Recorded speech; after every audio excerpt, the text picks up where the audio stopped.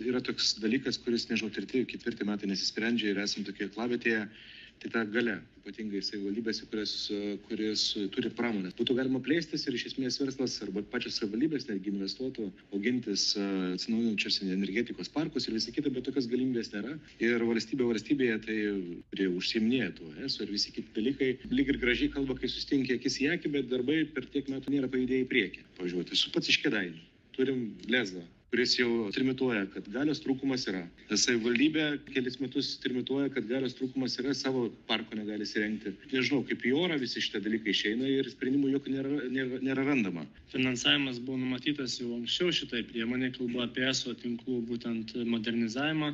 Tai 80 milijonų eurų, bet realiai priemonė nebuvo pajudėjusi, dėl to, kad nebuvo išspręsta ir valstybės pagalbos klausimais Europos komisija.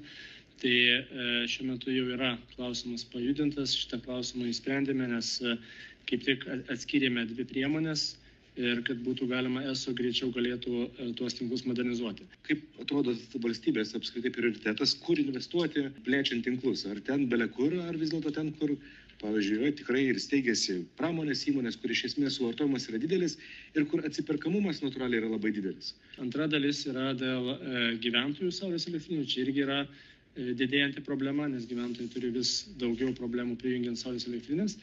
Tai čia inicijavome kaip tik atskirą priemonę, kuri anksčiau, kurios buvo numatytos lėšos, jinai tikrai buvo neefektyvi, nes ką tai reikštų, kad 29-30 metais galbūt atsirastų apie 60 MW visos Lietuvos apimtyje prijungti saulės elektrinių. Tai suprantame, kad tokia priemonė yra tiesiog absurdiška.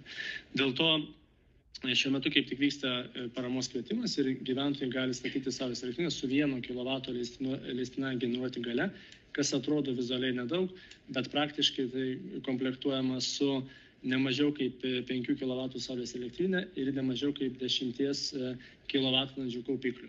Ir tokiu būdu gyventojai gauna 5000 eurų paramą ir gali puikiausiai gaminti elektros energiją visuose ruožuose, netgi tuose ruožuose, kuriuose nėra galimybės prijungti saulės elektrinės. Tai su ESO tikrinamais iš 100 gyventojų 99 tikrai turės tokias prijungimo galimybės.